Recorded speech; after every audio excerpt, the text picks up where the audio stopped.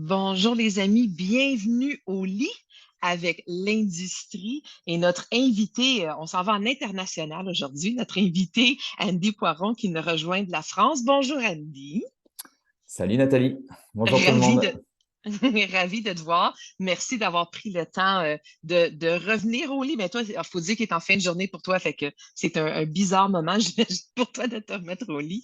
Mais c'est gentil de revenir comme ça. J'ai eu le plaisir de faire la connaissance d'Andy au congrès Fitness Challenges à Aix-en-Provence il y a quelques mois et on a trouvé beaucoup d'affinités ensemble. On a décidé de se co-inviter dans nos balados. Andy anime le podcast Le Business du Fitness, qui est un merveilleux podcast qui vous parle de toutes sortes de choses pour vous soutenir dans votre business, dans vos affaires, dans votre carrière, avec une belle variété d'invités et beaucoup d'interventions qu'il fait lui-même également. Et il est CEO de Huawei à Dijon et de Huawei Formation. Il est propriétaire d'un centre de coaching holistique en France à Dijon, puis une école de formation pour aider les professionnels à développer leur business en entraînement privé, en personal training. On va y aller bilingue un petit peu comme ça aujourd'hui. Alors, bienvenue Andy au lit. Alors, tu dors, ta tenue, ton vêtement de nuit préféré, c'est simple pour toi. Ouais, c'est le caleçon, moi. Ou, comme on dirait au Québec, la bobette. C'est comme Ah, la bobette, ok. la bobette. Je ne connaissais pas. Un nouveau terme sûrement à retenir pour mais la bobette, tout La simplement. bobette, Euh, ça marche, je note. c'est le fun, oui, c'est ça. Et tu préfères te coucher autour d'11 heures et te réveiller autour de 6 heures. C'est quelque chose que tu réussis à faire régulièrement, cet horaire? Oui, et encore plus depuis que j'ai mon fils. J'ai mon fils qui a 2 ans et demi maintenant. Et donc, pour moi, le matin, c'est vraiment. J'ai une opportunité de pouvoir être seul et de pouvoir justement être beaucoup plus créatif, de d'écrire, Hum, enfin, voilà. Donc, ça a été pour moi toujours me lever tôt, c'était quelque chose. Depuis que je suis entrepreneur, c'est quelque chose, c'est une routine que j'ai, et encore hum. plus depuis que je suis papa, quoi. Ah, super. C'est bien d'avoir une routine. Des fois, les choses qu'on pense qui vont nous sortir de la routine, éventuellement, nous donnent plus de routine. C'est intéressant à voir Mm. de cette manière-là. Alors, dis-moi un petit peu, comment est-ce que le travail, les besoins des clients et le travail des coachs ont changé au cours des dernières années en France? Est-ce que les coachs et les entraîneurs s'adaptent bien aux nouveaux besoins, aux nouveaux horaires, aux nouvelles demandes des clients en France?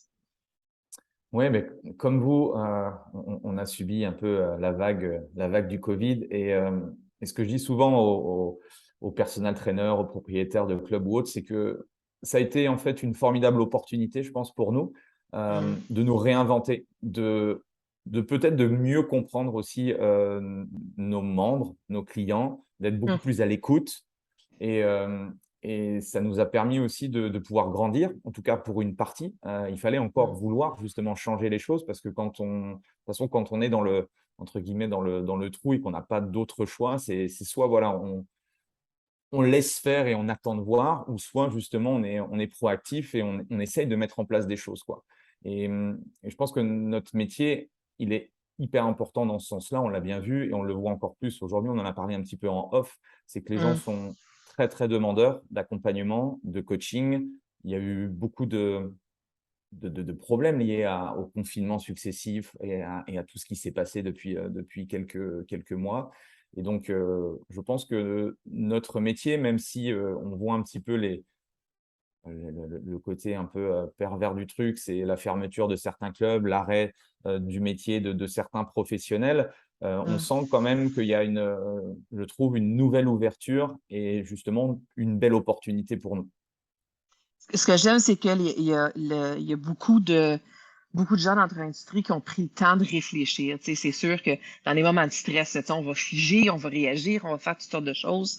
Mais il y en a plusieurs, dont toi et les gens dont tu parles, qui ont pris le temps de réfléchir pour voir, comme tu dis, comment se réinventer, de prendre cette opportunité. Tu sais, il y a une expression en anglais, don't waste a crisis, de ne pas gaspiller cette crise, si tu veux, mais de la voir comme une opportunité de, un, développer notre réputation et de vraiment, comme tu dis, mieux répondre. On tombe dans les habitudes habitude dans un engrenage et on répète la même chose. On se dit qu'on c'est tout nouveau ce qu'on fait, mais on répète la même chose souvent. Fait que je trouve ça intéressant que c'est quelque chose qui s'est passé et c'est sûr que ça l'a comme restabilisé un petit peu l'industrie. Oui, tu es optimiste à voir où on s'en va avec ces choses-là?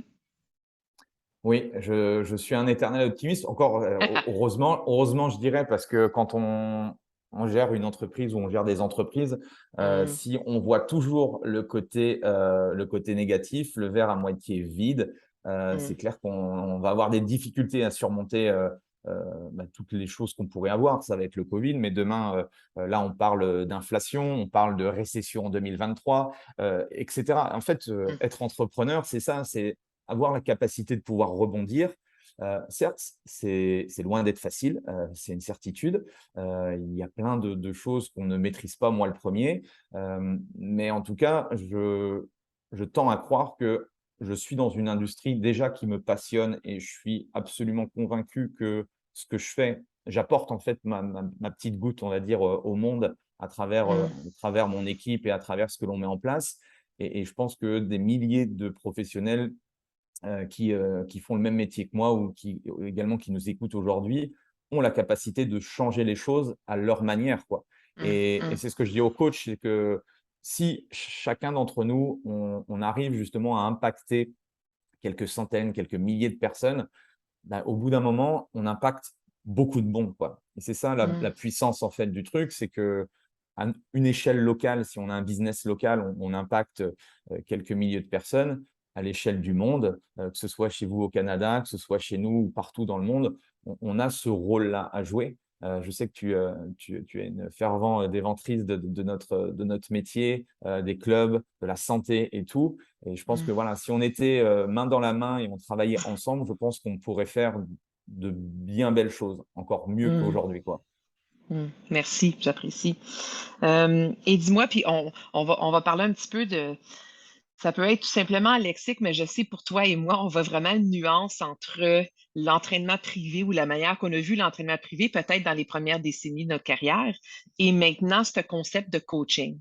Alors, si tu avais à décrire, toi, le rôle d'un coach et qu'est-ce que ça comprend? Quelle est la nuance entre ça et l'entraînement privé? Tu vois ça comment? Bah, c'est très simple. Moi, ça va faire maintenant plus de 20 ans que je suis dans le secteur. Hum, Moi, au début, je vendais que, de la prescription d'exercices, je vendais que des programmes d'entraînement sportif hum, et oui, aujourd'hui, en tout cas, c'est ma vision des choses, c'est qu'on doit être bien plus que ça aujourd'hui, parce que, la prescription d'exercices ou la prescription de programmes, notre iPhone, enfin, je parle d'iPhone parce que je suis fan d'Apple, mais, Google, internet, est mhm, bien plus compétent que moi à donner des exercices, à donner des vidéos et c'est là où pour moi, il faut rentrer dans une logique de coaching, une logique d'accompagnement et hum, ça nécessite en fait beaucoup plus de compétences que je ne l'avais, il y a 20 ans quand j'ai démarré, mes premières formations et qu'on m'expliquait que pour que les gens soient en forme, il suffisait simplement de les faire bouger, de faire des squats, des pompes et puis des burpees, quoi et c'est mhm, là où en fait, ce que j'appelle l'approche holistique, voilà, c'est une approche pour moi à 360 degrés et ça va nécessiter soit de la part du professionnel en lui-même d'avoir plus de compétences ou de s'entourer d'autres professionnels qui vont permettre justement, à travers cet écosystème-là, de pouvoir aider réellement la personne.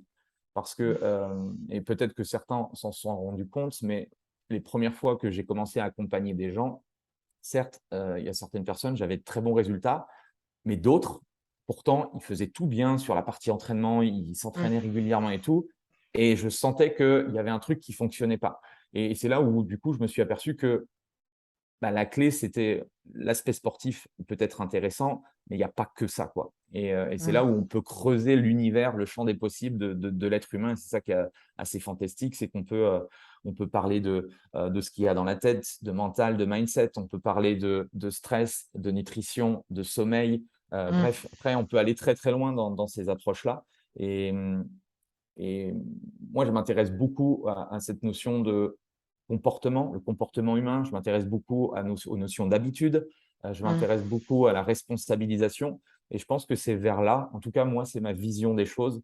Un hum. coach aujourd'hui devrait se tourner pour accompagner les gens vers une meilleure santé. Je pense que l'industrie en général se tourne vers ça.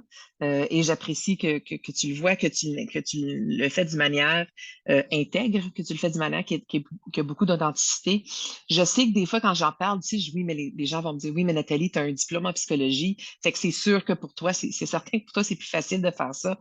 Et ceux euh, qui se sont rattachés leur confiance, leurs compétences envers tout ce qui est kinésiologie, envers tout ce qui est tout simplement le mouvement et qui était rendu très, très, très technique au niveau de la qualité du mouvement, au niveau de la prévention de blessures, bon, ces choses-là. Puis là, quand on embarque, bon, nutrition, c'est quelque chose qu'on a depuis longtemps, mais quand on commence à parler de sommeil, de stress, de mindset, de psychologie, de mental, tout ça, comme tu dis, l'approche holistique, que c'est pas juste les 3 heures de workout qu'ils vont faire avec nous par semaine, mais bien plus, je pense que c'est un petit peu intimidant.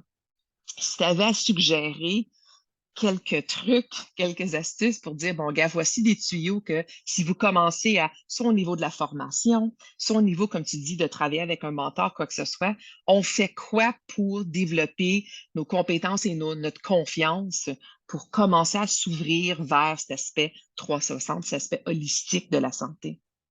Mmh mh. Bah, déjà, c'est, éviter d'avoir on l'a tous, hein, quand on démarre, c'est un peu ce syndrome de l'imposteur où on se dit, Mm. «On est qui pour parler?» Moi, au tout début, voilà, je suis qui pour parler, de sport d'entraînement? Je suis qui pour parler de nutrition et cetera? Donc c'est clair que, il y a un peu ce syndrome-là qu'on a à l'intérieur de nous, qui peut, faire défaut de temps en temps et je le vois pour certains qui ont d'énormes capacités, mais qui osent pas se lancer de peur du regard des autres. Mm. Et c'est vrai que quand on commence à s'afficher un petit peu sur les réseaux sociaux, on commence à à à partager un petit peu ses réflexions et tout, c'est vrai que de temps en temps, le retour de bâton, on peut avoir, un petit peu des haters ou des gens Mm. qui nous voilà, qui comprennent pas le message ou qui nous insultent pour je ne sais quoi. Donc ça, c'est un peu difficile et certains professionnels ont du mal, avec ça et c'est sûr que c'est pas agréable et c'est pas normal. Mais ce qu'il faut être conscient aussi, c'est que le chemin est long, en fait. C'est que, Mm. aujourd'hui, on veut tout, tout de suite, un peu comme, un peu comme nos clients qui viennent nous voir, 2 semaines avant leurs vacances. Ce qu'il faut Ouais. comprendre, c'est que la carrière d'un personal trainer, d'un kinésiologue ou une personne qui veut aider les gens à être en meilleure santé, ça prend du temps, quoi. Ça prend du temps. Moi, ça fait voilà, je disais, ça fait plus de 20 ans que je suis dans le secteur. Bah, voilà, mais les compétences, elles viennent au fur et à mesure. J'engrange du savoir, mais avant de comprendre le savoir, de le conscientiser et ensuite de le mettre en application avec mes membres, bah, ça me nécessite aussi pour moi un travail. J'aimerais bien avoir toute la connaissance, un peu, comme une disquette qu'on met à l'intérieur et puis, tout connaître et tout. En tout cas, moi, j'ai pas la recette, hein. Je suis loin d'être une superstar. Moi, ce qui m'aide beaucoup, je suis quelqu'un de très autodidacte qui, me forme énormément. J'adore aller dans des rencontres avec d'autres personnes, j'adore me former, j'adore lire, je suis curieux et je Mm. dirais que le message, en fait, c'est, prenez tout simplement des éléments qui vous passionnent et rattachez-le du coup avec votre métier. Quand j'ai commencé à m'intéresser à la nutrition, j'ai jamais réellement eu de problème au niveau nutritionnel ou des choses, mais via, mon sport de prédilection, j'ai commencé forcément à un moment donné, quand on a commencé à parler de performance, de m'intéresser à tout ça et de fil en Mm. aiguille, bah, tu vois, tu vas creuser, puis après tu te dis: «Ah bah oui, mais alors, la nutrition est liée au sommeil». OK, donc tu vas commencer à chercher des informations et en fait, tu vas progresser au fur et à mesure et c'est vrai que ce que je dis aux jeunes personal trainers, aux jeunes coachs, c'est qu'aujourd'hui, ils arrivent en fait devant une industrie qui commence tout doucement à se professionnaliser, commence à Mm. devenir Mhm. mature et c'est Mhm. vrai qu'aujourd'hui, c'est un petit peu le champ des possibles. C'est-à-dire qu'on peut partir dans toutes les directions, Oui, et ça, je pense que ça peut enfin, je sais pas ton regard par rapport à ça, mais effectivement, ça peut faire peur. Où est-ce que ça je peut vais? faire peur. Et Ouais. moi, quand j'ai Ouais. quand j'ai démarré, en fait, déjà, le métier de coach, il n'existait pas. Le coach personnel, en soi, en France, il n'existait pas trop. C'était Mmh. réservé qu'à une élite, c'était les stars, les acteurs, les chanteurs et tout. Mmh. Donc, en fait, moi, j'ai démarré simplement en vendant du sport, en montrant des kettlebells et ou autres. Donc, c'était le processus normal. Je trouve que c'était plus simple, du coup, que si Oui, oui. j'arrivais aujourd'hui maintenant, bah oui, il faut absolument que j'ai un petit peu de connaissances en nutrition, il faut que j'ai un peu aussi de connaissances en relations humaines, Mmh. en stress, en sport et tout. Et c'est vrai que, comme tu dis, ça peut être déstabilisant. Donc, il faut je pense il faut prendre de la hauteur, il faut absorber, l'information et il faut essayer tout de suite de le mettre en place. Parce que ce que je me rends compte aussi, c'est qu'on a beau, mettre de l'information à notre cerveau, de faire des formations toutes les semaines, je me Mmh. suis aperçu que pour moi, c'était pas non plus, la chose à faire parce que l'information, à un moment donné, il faut la digérer. Je disais tout à Oui. l'heure, il faut la conscientiser et puis Oui. il faut la mettre sur le terrain. Parce que Oui, la c'est mettre en pratique. Mmh. exactement, parce que c'est bien beau de Mmh. lire un truc sur un livre, entre ce que j'apprends, la théorie et ce que je vais faire sur le terrain, souvent, des fois, il y a un monde, d'accord? Et donc, il faut se laisser le temps. Mmh. Et c'est aujourd'hui le gros problème d'aujourd'hui parce que notre temps d'attention est de 6 secondes. On veut tout, tout de suite, on Ouais. veut être Ouais. richissime, et cetera, et cetera. Donc c'est vrai que c'est la problématique aujourd'hui, c'est un petit peu ça, oui. Et je pense que hem, c'est un petit peu aussi un effet secondaire de ce qu'on voit, comme tu parlais un petit peu des réseaux sociaux, d'aller voir dans les conférences, ces choses-là. On est trop souvent, des fois, autour des gens dans notre domaine, puis on oublie que la simplicité d'un relationnel qui est puissant, avec, même très peu d'exercices simples, peut faire toute la différence du monde pour quelqu'un. On se compare entre nous, puis c'est comme si on se donne un défi d'être de mieux en mieux en mieux en mieux, mais qu'en réalité, monsieur, madame, tout le monde ont juste besoin de quelqu'un qui va les écouter, qui va poser des questions, qui va bien faire la fixation d'objectifs avec eux autres et qui va le soutenir, comme tu dis, dans la responsabilisation de ces choses-là. D'avoir la réponse à tout, tout de suite est rarement ce qu'un client a besoin. C'est ce qu'on s'imagine qu'il faut qu'on offre, mais c'est rarement ce qu'un client a besoin. Un client a juste besoin de quelqu'un qui est là pour les soutenir dans leurs efforts de santé. Fait que de mettre un peu l'emphase sur ça au début, puis de commencer, de partir, parce que effectivement, quand c'est tout académique et c'est pas quelque chose qui est sur le terrain, des fois, ça devient encore plus intimidant à ce moment-là. Et c'est aussi la notion de ce qu'on appelle un expert. En fait, Mm. il faut pas confondre en fait, parce qu'un un expert, alors si on s'adresse à des personnes qui ont, je sais pas, qui ont des doctorats en physiologie, en entraînement ou autre, ça Mm. va nécessiter effectivement d'avoir une énorme, connaissance ou autre. Mais comme tu dis, si on s'adresse à monsieur et madame tout le monde qui n'a pas fait de sport depuis 40 ans, qui a Mm. des douleurs de dos, qui a, 20 kilos à perdre, beh, la simple formation vous allez en connaître beaucoup plus que cette personne-là et vous allez être Ouais, capable de l'aider, d'accord? ouais. Et souvent, je m'aperçois aussi que monsieur et madame tout le monde a peur d'aller voir ces très, très grands experts parce qu'ils se disent: Mhm. «Il est pas fait pour moi». Alors que voilà, et donc du coup, les Mm. professionnels qui démarrent aujourd'hui ont un atout énorme pour, justement Mm. parler avec ces gens-là. Et c'est la majorité de la population, ces gens-là. Les gens que ça fait longtemps qu'ils n'ont pas fait du sport, qui ont des objectifs un peu plus simples, qui ont mal au dos, qui ont un petit peu de difficulté avec leur sommeil, c'est la majorité de la population. Je pense qu'on sait ça, on s'imagine qu'on va en terminer, on doit être capable de subvenir aux besoins des grands athlètes, etc., etc., mais c'est pas le marché. Le marché est monsieur, madame, tout le monde. Le marché, c'est le grand public. Et le grand public a besoin d'encore plus de nous qu'on peut se l'imaginer, je Exactement. pense, des fois. Dis-moi, une fois qu'on est parti alors un petit peu du côté du business de tout ça, étant donné que c'est ton balado, c'est ça sur quoi tu parles et tu formes énormément. Une fois parti dans l'industrie, là, si on parle peut-être les 2 premières années, là, je vois beaucoup de choses de sensées. Les gens vont dire le pourcentage de leur temps que tu dois passer en coaching versus le pourcentage de ton temps que tu mets sur ta business, tes affaires, le développement de ce que tu fais, ton marketing, tes ventes, tes programmes, bon, etc. Tu vois ça comment, toi? Comment tu vois l'évolution de où on passe notre temps en tant que professionnel dans l'industrie, sur le terrain ou en arrière-scène? Mmh.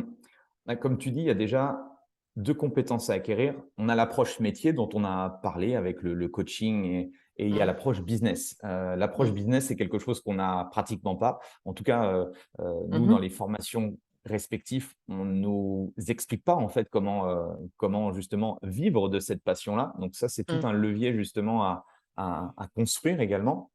Après, concernant le ratio, le pourcentage, c'est aussi de se poser la question, hem qu'est-ce que je veux moi, personnellement, pour mon entreprise? mmh, Parce que je me suis aperçu, j'ai fait au début des erreurs quand j'ai commencé à accompagner des personnel trainers ou des propriétaires de studios, de clubs ou autres.